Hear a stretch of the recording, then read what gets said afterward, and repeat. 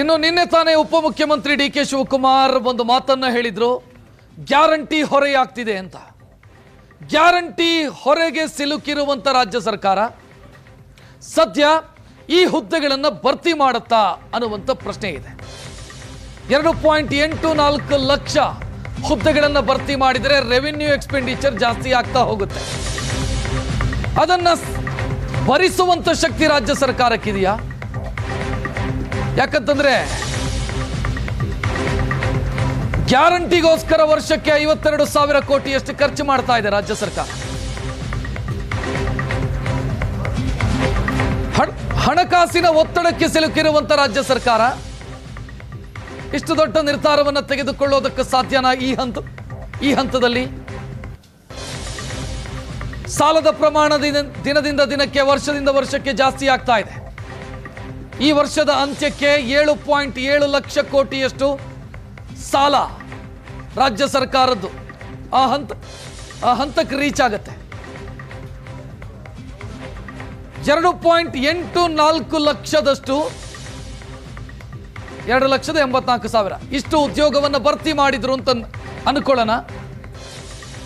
Revenue expenditure ದೊಡ್ಡ ಪ್ರಮಾಣದಲ್ಲಿ ಜಾಸ್ತಿ ಆಗುತ್ತೆ.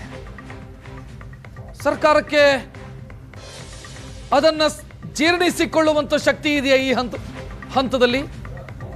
ಎಲ್ಲದರ ಬಗ್ಗೆಯೂ ಕೂಡ ಸದ್ಯ ಚರ್ಚೆ ಆಗ್ತಾ ಇರೋದು.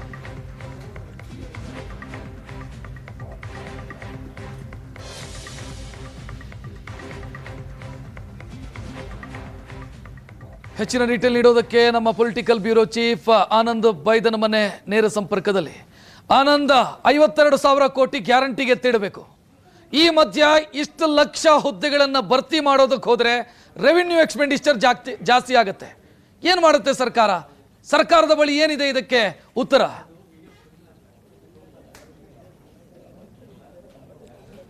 ಸರ್ಕಾರಿ ಹುದ್ದೆಗಳ ನೇಮಕಾತಿ ಮಾಡಬೇಕು ಅಂತ ಒತ್ತಾಯಿಸಿ ರಾಜ್ಯದ ಬೇರೆ ಬೇರೆ ಭಾಗದಲ್ಲಿ ದೊಡ್ಡ ಮಟ್ಟದ ಪ್ರತಿಭಟನೆಗಳು ಕೂಡ ಆಗ್ತಾ ಇದೆ.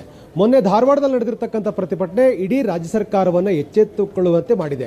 ಯಾಕೆಂತಂದ್ರೆ ರಾಜ್ಯದಲ್ಲಿ ಖಾಲಿ ಇರತಕ್ಕಂಥ ಹುದ್ದೆಗಳನ್ನು ಭರ್ತಿ ಮಾಡಬೇಕು ಅಂತ ಹೇಳಿ ಏನು ಯುವಕರು ನಡೆಸಿರ್ತಕ್ಕಂಥ ಹೋರಾಟದ ಬಿಸಿ ರಾಜ್ಯ ಸರ್ಕಾರ ತಟ್ಟಿರ್ತಕ್ಕಂಥ ಹಿನ್ನೆಲೆಯಲ್ಲಿ ಯಾವ ತೀರ್ಮಾನ ತೆಗೆದುಕೊಳ್ಬೇಕು ಅಂತಕ್ಕಂಥ ಗೊಂದಲದಲ್ಲಿ ಸರ್ಕಾರ ಇದೆ.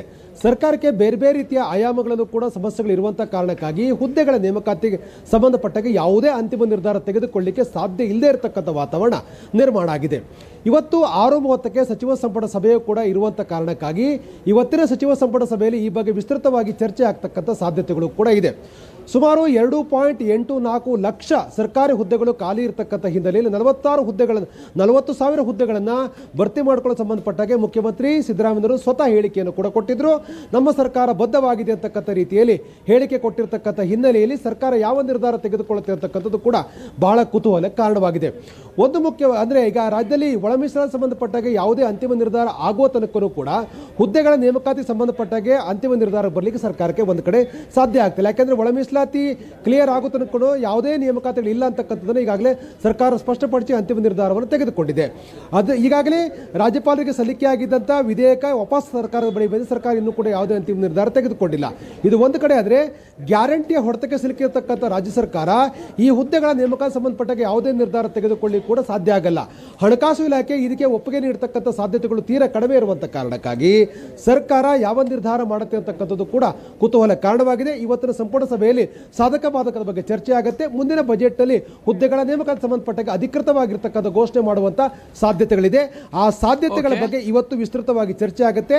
ಈ ಒಂದು ಸಚಿವ ಸಂಪುಟ ಸಭೆಯ ಮೂಲಕ ಯಾರು ಹೋರಾಟವನ್ನು ಮಾಡ್ತಾ ಇದ್ದಾರೋ ಆ ಒಂದು ಯುವಕರಿಗೆ ಒಂದು ಸ್ಪಷ್ಟವಾಗಿರ್ತಕ್ಕ ಸಂದೇಶವನ್ನು ರವಾನೆ ಮಾಡಬೇಕು ಅಂತಕ್ಕಂಥದ್ದು ಸರ್ಕಾರದ ಲೆಕ್ಕಾಚಾರ. ಹಾಗಾಗಿ ಇವತ್ತೇ ಎಲ್ಲವೂ ತೀರ್ಮಾನ ಆಗೋದಿಲ್ಲ, ಬದಲಾಗಿ ಒಂದು ಸ್ಪಷ್ಟವಾಗಿರ್ತಕ್ಕ ಸಂದೇಶ ಕೊಡುವ ನಿಟ್ಟಿನಲ್ಲಿ ಸಾಧಕ ಬಾಧಕಗಳ ಬಗ್ಗೆ ವಿಸ್ತೃತವಾಗಿರ್ತಕ್ಕಂಥ ಚರ್ಚೆಗಳು ಆಗತ್ತೆ. ಥ್ಯಾಂಕ್ ಯು ಆನಂದ್ ಮಾಹಿತಿಗೆ.